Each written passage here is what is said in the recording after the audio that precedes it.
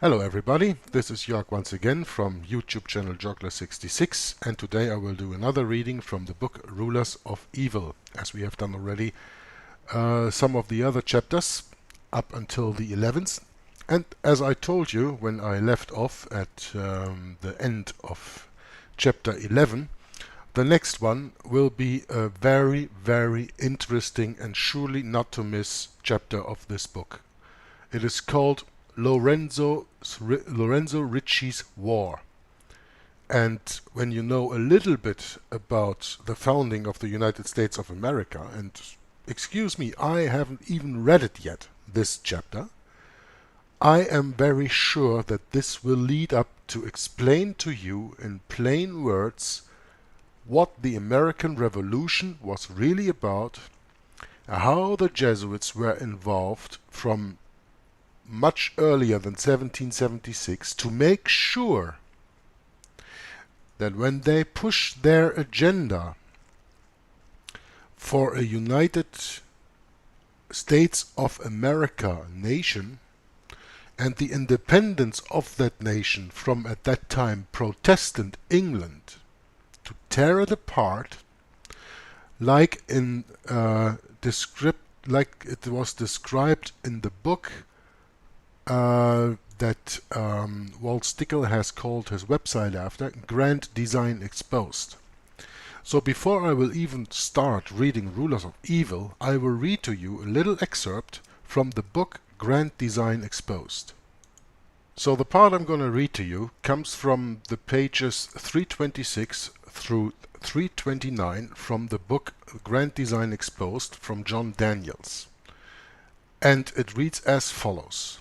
Quote, upon returning to Maryland after his trip to Canada, Charles Carroll was chagrined to find that the Tory faction, or the Loyalists, had succeeded in having a resolution adopted that declared, quote, a reunion with Great Britain on constitutional principles would most effectually secure the rights and liberties and increase the strength and promote the happiness of the whole empire, unquote. With this empire, of course, we are speaking about the British Empire at that time. Further, the resolution prohibited the Maryland delegates to the Continental Congress favoring any movement for independence. Charles Carroll, and with others who shared his view, set in motion the process to recall the instructions given to the delegates while he was away and reversed them, which in essence was Maryland's Declaration of Independence.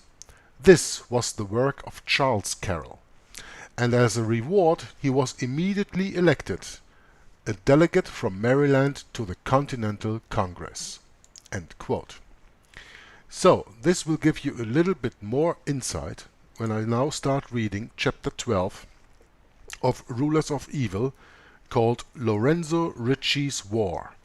And once again, before you forget that, Lorenzo Ricci was at that time the Superior General of the Society of Jesus. He was that in the time that the Jesuits actually were forbidden by a papal bull in 1773, but that's something else we come to a little bit later.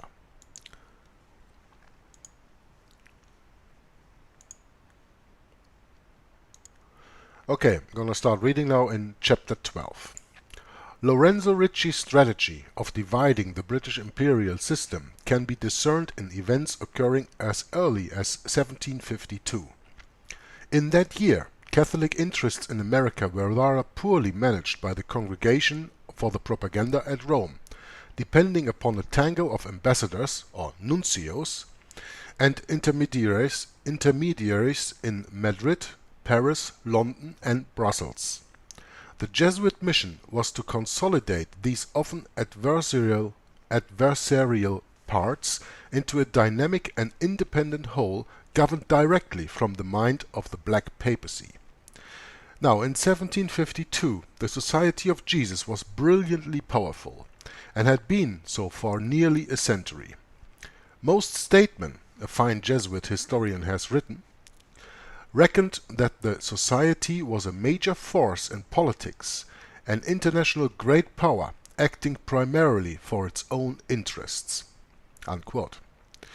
Lorenzo Ricci had been spiritual father of this great power for nearly a year. Although that little assured him of unanimous election as superior general upon the demise of General Luigi Centurioni, it presently endowed him with diplomatic oversight embracing the whole world. Ricci's particular geographic interests included France and its possessions in New France, the whole Mississippi Valley from Canada and the Great Lakes down to the Gulf of Mexico, and England and its colonies in New England, all the lands to the south of French Canada and north of Spanish Florida stretching from the Atlantic to the Pacific coast. Both empires were to a certain extent Jesuit-driven.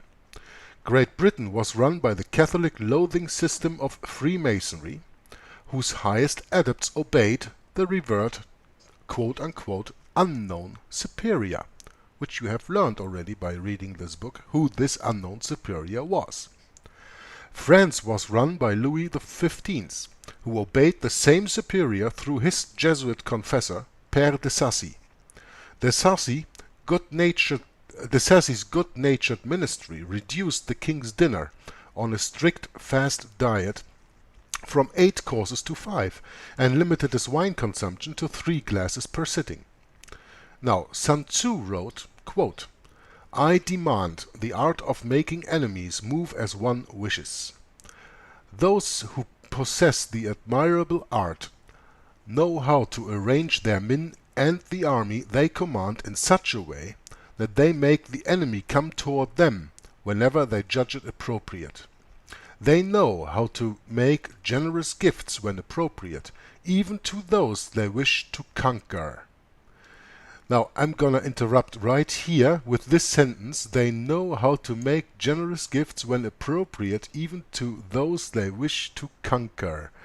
This reminds me of the gift given to the United States of America by the French, called the Statue of Liberty that you see outside of New York Harbor.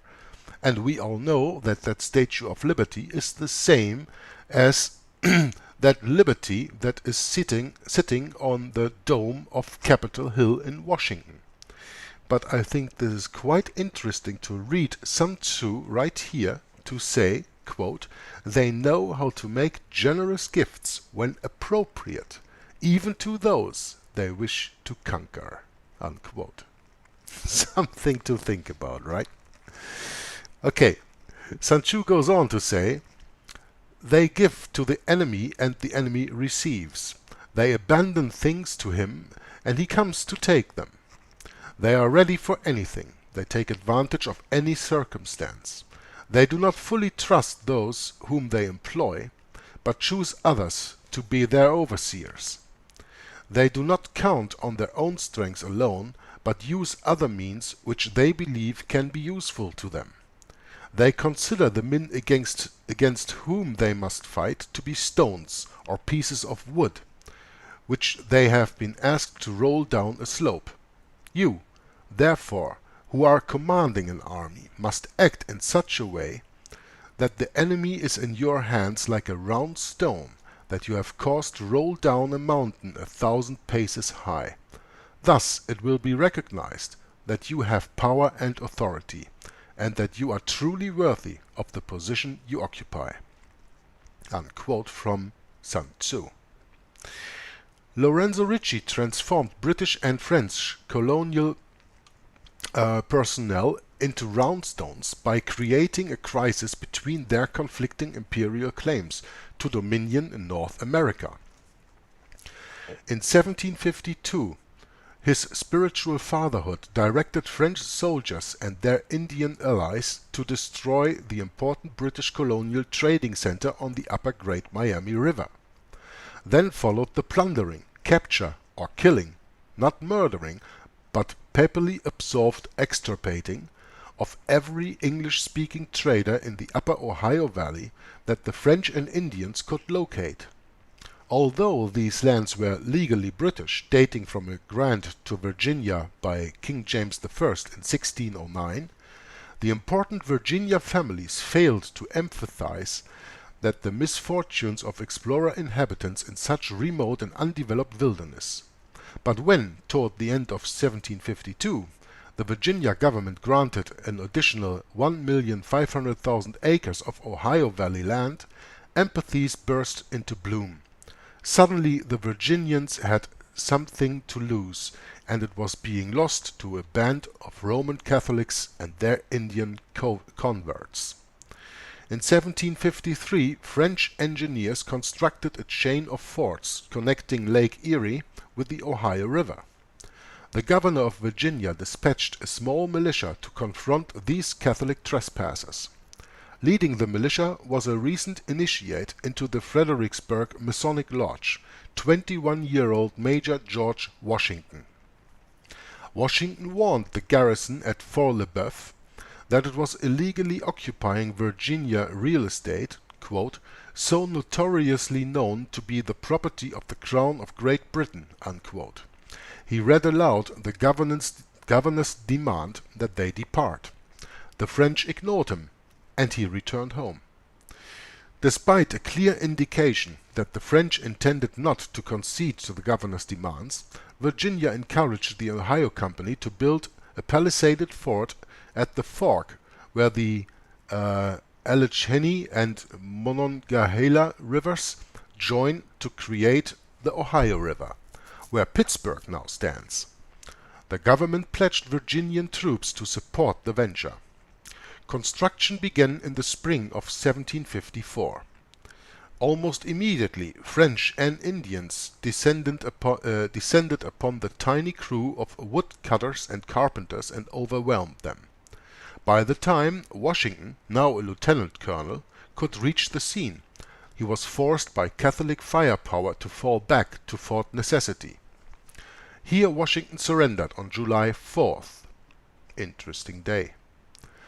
It was his clash between British and French armies that precipitated what was called by contemporary writers, quote-unquote, the Maritime War, or Great War, or Great War for the Empire, or 7 Years' War, or French and Indian Wars. It could more appropriately be called Lorenzo Ricci's War. As these rounded stones began rolling, more succumbed to Ricci's gentle touch. The colony most affected by the fighting was Meek, Pennsylvania, the colony originally settled by adherents of the renowned Quaker leader William Penn. Penn had been dead a whole generation, and ownership of his colony had developed upon a British corporation which included some of Penn's descendants and was known austerely as the Proprietors. The Proprietors wanted wars in Pennsylvania to be fought by Pennsylvanians. The Quakers, who controlled the assembly, abhorred the notion of Pennsylvanians bearing arms. When the assembly voted to raise a war chest, the Quakers stepped down and out of power. First, however, they appointed their most celebrated member, Dr. Benjamin Franklin, official printer of Pennsylvania's paper currency, to sail to London and represent them against the Proprietors. Dr. Franklin, who happened to be Grand Master of Pennsylvania Freemasonry, arrived in London to find that King George II, having made peace with France as recently as 1748, favored the Proprietors. The king's attitude was, quote, "Let Americans fight Americans," unquote. Franklin explained that Virginia's undisciplined militiamen and the pacifists of Pennsylvania were no match for seasoned French regulars and savage Indian braves. France was jeopardizing British imperial interests. The king I'm sorry, this is a very different word for me. acquiesced. Acquiesced to Franklin's reasoning and ordered General Edward Braddock to take a small army to clear the forks of the Ohio of the French trespassers. He also sent Admiral Edward Boscawen fleet to the Gulf of St. Lawrence to prevent the arrival of more French reinforcements in Canada. All this was in perfect obedience to Lorenzo Ricci's strategy of establishing a British military presence in America. The Crown ultimately would require the Americans to pay for this presence, which would expose the colonists to taxation from afar, which they could readily be fomented to resist. The resistance would be met with harassment and would incite rebellion and ultimately division. The philosophical similarities between Quakers and Loyolan Gnosticism should not escape our notice. Quote-unquote Quaker, the term, was first used by an English judge in 1650 to ridicule how the leader of that denomination, George Fox, admonished him to, quote, tremble at the word of the Lord, unquote. Fox summoned all who sought spiritual truth and peace to come out of the churches and seek an intimate, quote, personal relationship with Christ, unquote. Jesus of the Quakers spoke through inner illumination, a light available to all, having nothing to do with outward forms of ceremony, ritual, or creed. To the Quaker, every person was a walking church. Every heart was God's altar and shrine. There was no need, therefore, to attend, quote, steeple houses, unquote, or pay taxes to support a state church clergy, or doff a hat to king or commoner, or fight wars, or distinguish between sex or social class. Such doctrine, of course, was highly offensive to the Church of England, and so the Quakers were mercilessly persecuted as treasonous criminals. They found a haven across the Atlantic in the colony conveniently granted by King Charles II to William Penn, one of the more outspoken English Quakers. Charles granted the land to settle a debt the Crown owned Penn's deceased father, Admiral Sir William Penn. Knowledgeable contemporaries publicly charged the younger Penn with being, quote, a Jesuit in disguise, unquote. Actually, all Catholic clergy in England were to a certain extent, quote unquote, in disguise, thanks to a law prohibiting Roman Catholicism of wearing clerical garb. Promulgated with the intent of handicapping popery, the law might as well have been written by Jesuits, as its effect reduced the Jesuit profile to nothing, the level preferred by covert militias. 18th century London was teeming with disguised Jesuit missioners trained at places like St. Omer's in moral theology, casuistry, equivocation and mental reservation, as well as espionage, cloak and dagger diplomacy, guerrilla tactics and the manipulation of public opinion.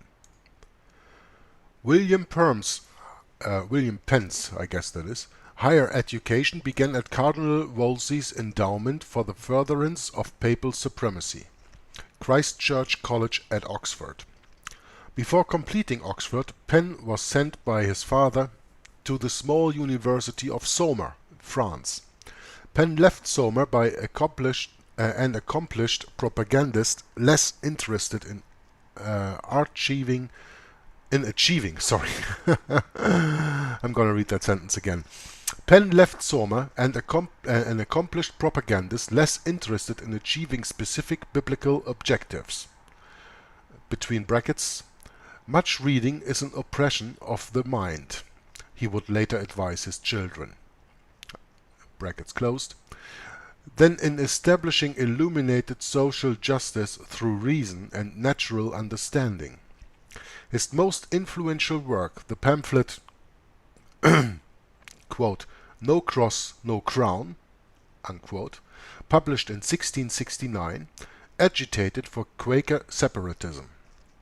Charles II readily accommodated Penn's agitations by launching the Great Persecution of 1682, which created enormous migrations of die-hard Protestants and Catholics alike to the American colonies.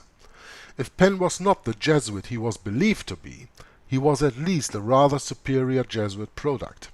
Another in a long train of princes, designated proprietor in Penn's case, deferring to the Quakers' dislike for titles of nobility, well trained to populate, administer, and defend their land grants in obedience to the will of the grantor.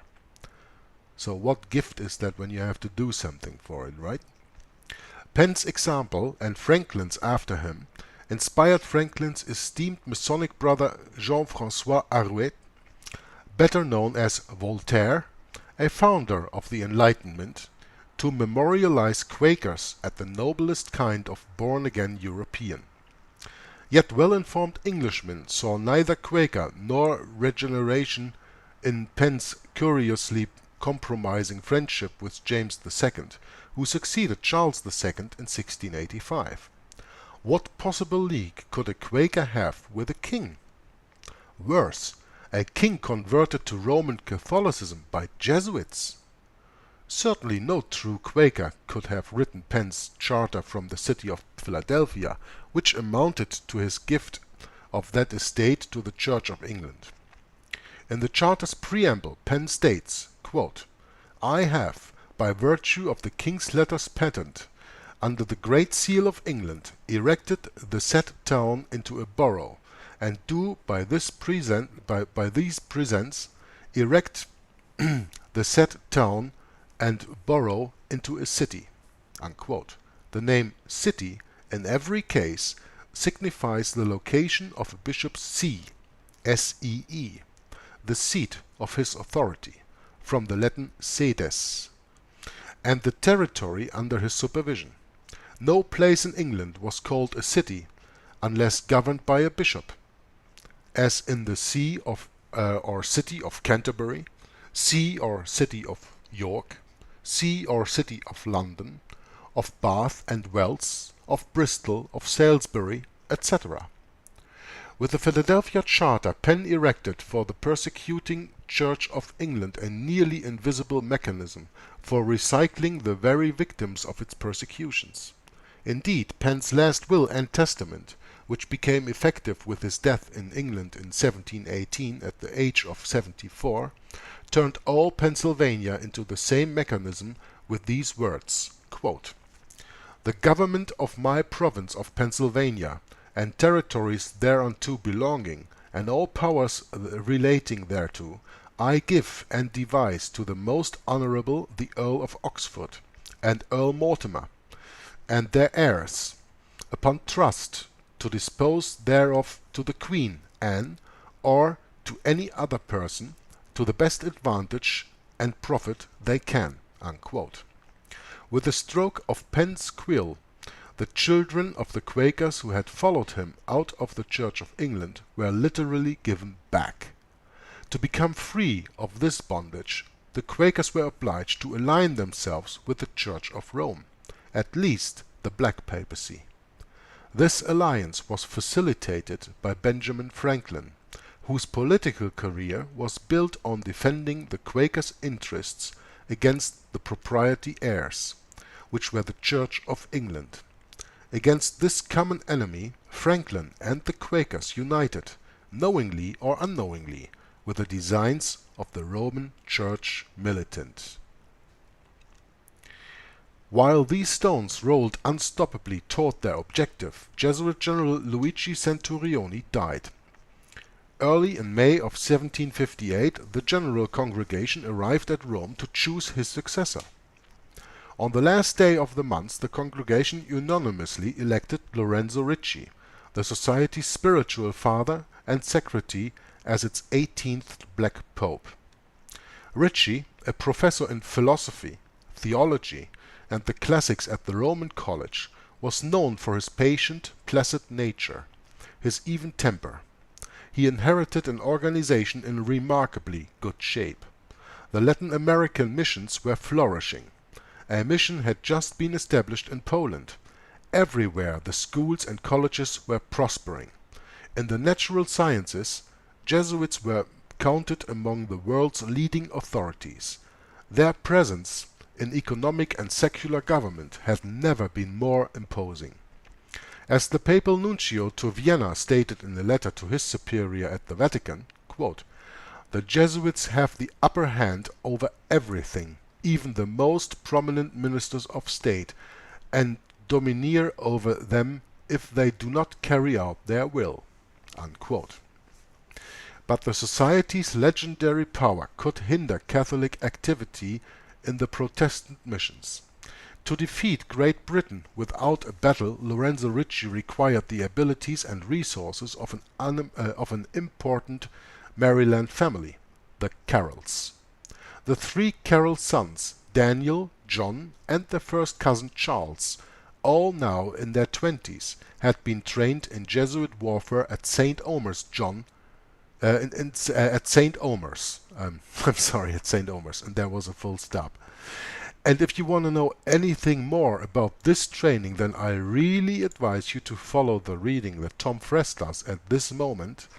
He is up to 13 parts already that he reads of the book Global Vatican, that was written by Francis Rooney, and he was the nuncio, or ambassador, to the Holy See for the United States of America between the years 2005 and 2008. And in this book, Global Vatican, as Tom reads it now on Inquisition Update on First Amendment Radio, you can follow that live every morning at I think it's 8 o'clock or something. You can look that up if you in that region are living and want to check that for live broadcasts, or otherwise you go to the YouTube channel of First Amendment Radio, where all the readings are uploaded as video, or you wait a little bit and go to my second channel, Joggler's War on Disinfo, where I also upload all these videos with a delay in respect to Nicholas Arthur's work, that his work can be seen first, of course. So when you go and study that book a little bit, The Global Vatican, and follow the reading of Tom Friess, where I am now listening to, I think the last one I was listening to was part 10 or something, he also goes into the Carrolls, and he goes into a history that is even not mentioned here, as far as I know, in the book of Rulers of Evil, that these Carrolls, who were eminent in the founding of the United States of America in 1776, actually came from a family of mercenaries for the Pope. They made a bunch of money as soldiers for the Pope. That's how they got their wealth. And we did already other broadcasts on Hour of the Truth and Nothing But the Truth, and other broadcasts with the Jesuit connection to 1776 on Blog Talk when we were with Wall together 2 years ago, where we mentioned all these riches that they had and how the Carrolls even financed the Revolutionary War. But that's also something that we go deeper into the reading here. But if you want to know a little bit more about St. Omer's, where Charles and Daniel and John were Jesuit educated, that is in I think in France right now, or it's here in Flanders, I don't know, I haven't looked that up, but it's all in, you know, the place where today is Belgium and France. There were a lot of Jesuit schools at that time, and they educated the three Carrolls, Daniel, John, and their cousin Charles.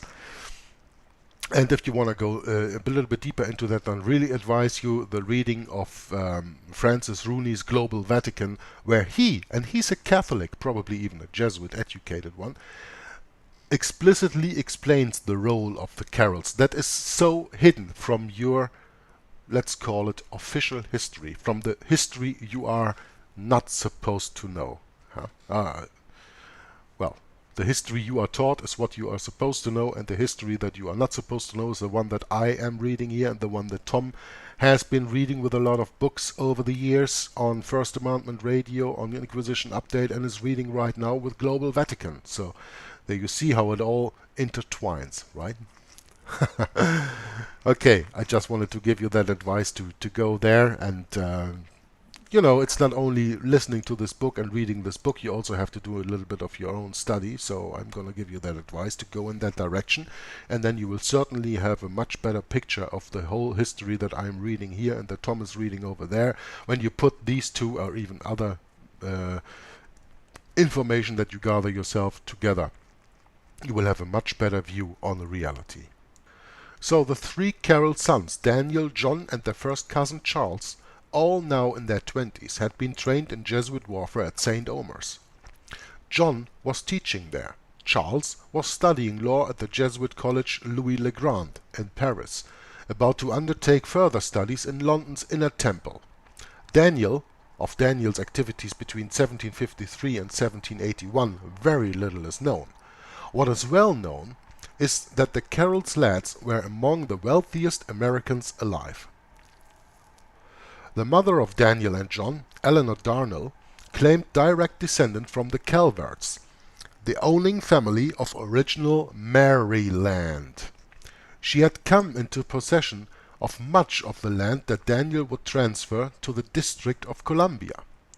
Charles Carroll stood to inherit America's largest private estate.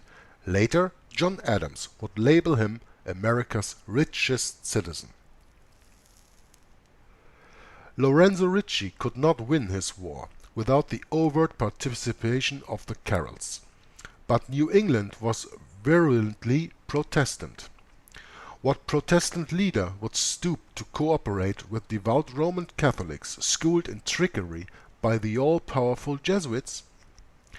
Would uniting with Jesuits not be laying America's future at the feet of the Bishop of Rome? In this consensus, Ricci was able to discern a valuable negative weapon.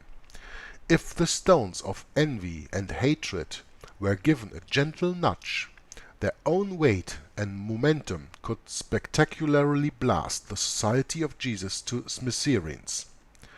With the Society out of the way, Roman Catholicism would hang in the wind, defenseless. To a Protestant's perception, the Church would no longer be a forceful contender for military power. Sun Tzu advised a ruse known in the lingo of modern covert professionals as, quote, blown cover as cover, unquote. There will be times when you will lower yourself and others, when you pretend to be afraid. Sometimes you will feign weakness, so that your enemies opening the door to presumption and pride and come to attack you unwisely. Give out false information about the state you are in. The enemy, believing it to be true, will act in consequence toward his generals and all the officers presently at his service. So even not mentioned, I think this was a quote from Sun Tzu. Yes, sudden misfortune would bless the society. Weakness and persecution would be transformed into magnificent new capital for building sympathetic relationships with other weak and persecuted people, such as the British colonists were destined soon to become. Without detailing his strategy, for Sun Tzu says, quote, you will act in such a way that those who are inferior to you can never guess your intentions, unquote. Lorenzo Ricci affirmed to the general congregation that storm clouds were gathering on the horizon. The congregation summarily gave its understanding in obedience to the quote hidden design of quote unquote hidden design of their new superior general, who occupied, after all, the place of Jesus. It issued a call for esprit to the brotherhood at large. Quote, if God permitting it because of his hidden designs which we could do nothing else but adore, we are to become the butt of adversity.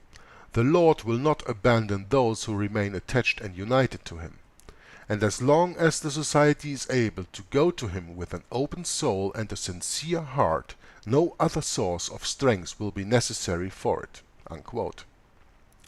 The Prime Minister of Portugal, Sebastián the Marquis de Pombal, had been conducting what the New Catholic Encyclopedia calls, quote, a long campaign of calumnies, false rumors, distorted manipulation of incidents, all intent on undermining the Jesuits' reputation by ascribing to them nefarious doctrines, purposes, and practices." Unquote. Among Pombal's allegations were that the Jesuits had incited revolts in Paraguay, a Portuguese colony, and had traded illegally, had even conspired to murder the king. Again, I'm going to take a little pause here because Paraguay is mentioned at that time.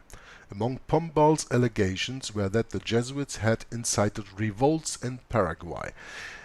And when you want to know anything more about that, then just go to a search engine on the internet, Google or whatever, and type in the Paraguay reductions or Jesuit reductions, and you will see how they already at that time invented in Paraguay and enforced at that time in Paraguay what was later called communism. I'm going to continue reading now. Pombal supported his claim with numerous anti-Jesuit tracts and inflammatory pastoral letters, which he submitted to Parliament. In the Society's defense, a group of bishops showered Pope Clement XIII with letters commanding the Jesuits for their invaluable work. Clement, known by Jesuit historians as a quote-unquote a Jesuited Pope, hastened to send copies of these endorsements to Lorenzo Ricci for publication under the title Catholic Ecclesiastical Judgment for the Present Status of the Society of Jesus. Publication of these endorsements would show the world that the Society enjoyed the solid support of the Roman hierarchy. Significantly, Ricci declined to publish them. On January 19, 1759, the Marquis de Pombal procured a royal decree expelling the Jesuits from Portugal and its overseas colonies. More than 1,000 Jesuit fathers were crammed into ships and dumped on the shores of the Papal States, then an area in central Italy only slightly more spacious than Switzerland. Those 250 fathers were cast into dungeons, many perishing from maltreatment. The Portuguese crown seized all the Society's houses, churches, and colleges as well. Stones were then nudged in France. The superior of a Jesuit mission in the Caribbean, Père Lavalette, had obtained commercial credit to finance his mission in Martinique. When it happened that he could no longer pay his debt, a trading firm in Marseille alleged damages against him of more than 2 million francs. Lavalette asked Lorenzo Ricci for help. Ricci turned him down. The firm sued the Society in a French court and won. Ricci then appealed the case to the Parliament in Paris, which was more of a Supreme Court than a legislative body. His lawyers argued that the Society could not be held liable for personal debts of its members due to a prohibition laid down by St. Ignatius himself in the constitutions against any members doing business with a principal or partner. Although this claim was easily dismissible as a flimsy legal fiction, the court demanded evidence to support it. This required Lorenzo Ricci to produce the constitutions, which had never before been publicly revealed. When the volumes were brought to court and examined, the government attorney had a field day. A lawyer from Brittany named La Châtelet charged the constitutions was a handbook of, quote, every known form of heresy, idolatry, and superstition, which provides tutelage in suicide, legicide, blasphemy, and every kind of impurity, usury, sorcery, murder, cruelty, hatred, vendetta, insurrection, and treason, unquote. As the Lavalette case unfolded, during 1759 and 1760, Benjamin Franklin's beloved Voltaire slammed the Jesuits in two satirical plays mounted on the Parisian stage. Educated in the humanities and theatrical arts by Jesuits at the Collège Louis le Grand, Voltaire served the society and the Catholic Church with distinction by becoming their chief critic and debunker, much in the way Will Rogers served Franklin Roosevelt's administration by lampooning New Deal politicians, or in the way Keystone Cops tickled an America being transformed into a police state. Audiences at Candid howled at Jesuit buffoons strutting about self-importantly drilling their Paraguayan Indian troops. In the account of sickness, confession, death and apparition of the Jesuit Berthier, the editor of a Jesuit literary review who dies of sheer boredom challenges the notion that the society is even worthy of existence. With his predecessor Blaise Pascal, whose provincial letters had alerted earlier generations to the egomania of high Jesuitry, Voltaire provided a spirit of ridicule which gave Jesuit bashing the feel of good sport. Lorenzo Ricci's handling of the Lavalette case resulted in a resolution passed by the Parliament on August 6, 1762, condemning the Jesuits as, quote, endangering the Christian faith, disturbing the peace of the Church, and in general building up far less than they destroy. Unquote. The resolution continued, quote, the Society of Jesus by its very nature is inadmissible in any properly ordered state as contrary but to natural law, attacking all temporal and spiritual authority, and tending to introduce into church and state, under the specious veil of religious institute, not an order truly aspiring towards evangelical perfection, but rather a political organization whose essence consists in a continual activity by all sorts of ways, direct and indirect, secret and public, to gain absolute independence and the usurpation of all authority. They outrage the law of nature, and as enemies of the laws of France should be irrevocably expelled. Unquote. Louis XV being an absolute monarch, parliamentary resolutions were worthless without his signature. Louis being obedient to his Jesuits, it was highly unlikely that he would ever sign a resolution condemning the Jesuits. Yet sign it he did. And why he did has remained a point of debate. Some say his mistress, Madame de Pompadour, probably a name you've heard before, craved vengeance against court Jesuits for implacably denying her a mass. Others say the king needed Parliament's favor to bail him out of debt. I submit that Louis signed because Lorenzo Ricci wanted him to. When the resolution became law, Ricci released the French Jesuits from their vows. The society as an institution ceased to exist on French soil. Louis consented to allow the Jesuits to remain in France, but as quote-unquote regular clergy. Others went to exile. Père Lavalette, whose financial problems had brought on the debacle, was exiled by Ricci to live the rest of his life as a private citizen in England. When the war that had begun in the Ohio Valley reached Martinique, the English occupied that tiny island and took over the Jesuit plantations, selling them, slaves and all, for more than enough money to have paid off Lavalette's debts. In the midst of their decomposing glory, the Jesuits received from Clement XIII an awesome gift, designed to make welcome the most humiliating of circumstances.